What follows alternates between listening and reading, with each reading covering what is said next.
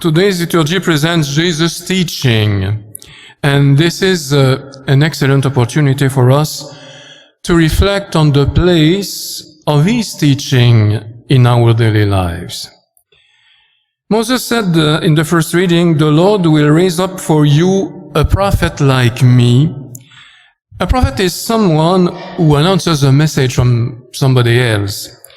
And we can identify a lot of messages that we have received since we were born. For example, the young children first receive the message from their parents, and they follow what the parents said, and they obey them because they know that this is the basic of life. They understand that they have to behave well, and so they follow the teaching of their parents.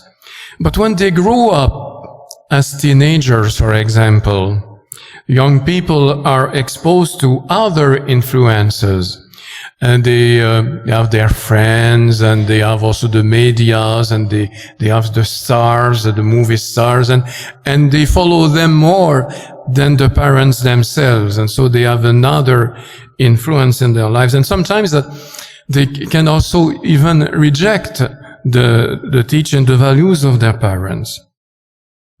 In our adulthood, of course, we make our own choices, and we base our choice on our experiences, what we did before, the results of doing so or so, and so we change our way of living because we have discovered many values. And the current society shows us a lot of values. Every day, I think I see people taking care of their bodies in the street. I don't know if you have seen somebody running in the street. I said I could not do that every morning. I am the chapel in the morning, but they are running, and even though it's raining, snowing, and they run because they want to. The value for them is to be in good shape. And also we have the psychological value. We pay attention to our feelings, our sentiments. "Oh, my dear, how do you feel today? I want you to be always happy." And so we take care of that. It's a value, of course. And also a lot of values, ecology people today, don't use that, So we are very interested in this matter. And also, among these values, we hear the message of God. God speaks to us, and it's difficult to hear his voice because there are so many voices out of his. In the past, it was not so difficult because everybody was religious and everybody was going to mass, and so they have the same way of understanding life.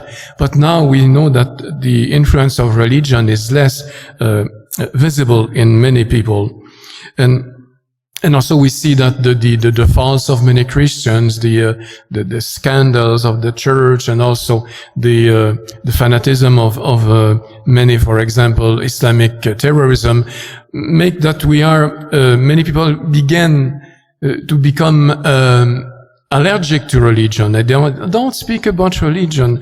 And sometimes, even though they read the gospel, they have the same question that we heard in the gospel tonight, and they tell Jesus, "Have you come to destroy us?" And so the way many people see the religion as something destructive.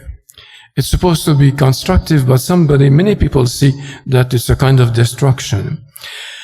And sometimes there are a lot of people who are like teenagers. They reject the way of the church, the way of the gospel, and they don't want anymore to be attentive to this.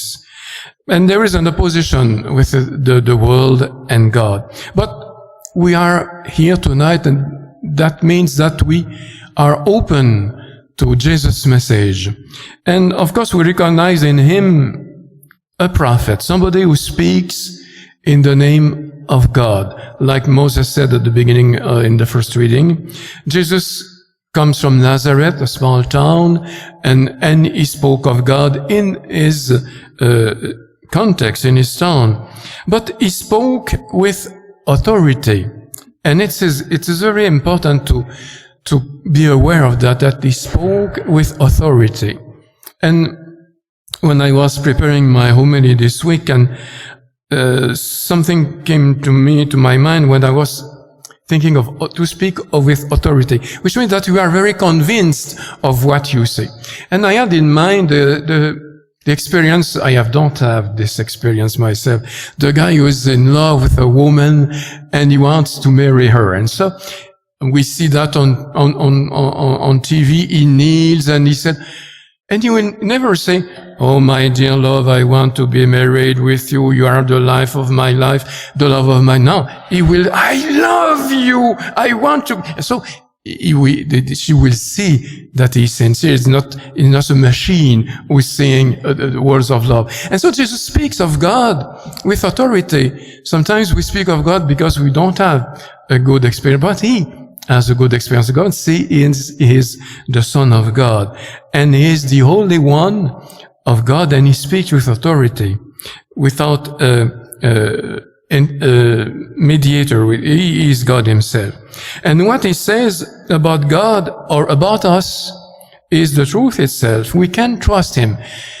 If you know somebody who invented a machine and he said, "Oh, I will tell you how it works," and so you go there and you trust him because he knows how to deal with his machine. God knows how to deal with us because he has created us. And so we have to discover how to be happy following his teaching. And Jesus shows us the way that we can do that. And through his miracles, he shows that we can trust him because he is able to fight the evil that is in this world. And he invites us to take care with our intelligence. We look at the people and we see nobody has spoken like Jesus. And so we study a lot of people, we see that guy, but Jesus is the truth. And with our intelligence, we can say that he opens us the way of true happiness. And Jesus invites us at the end of the gospel to be prophets in our world. Everybody can be prophet.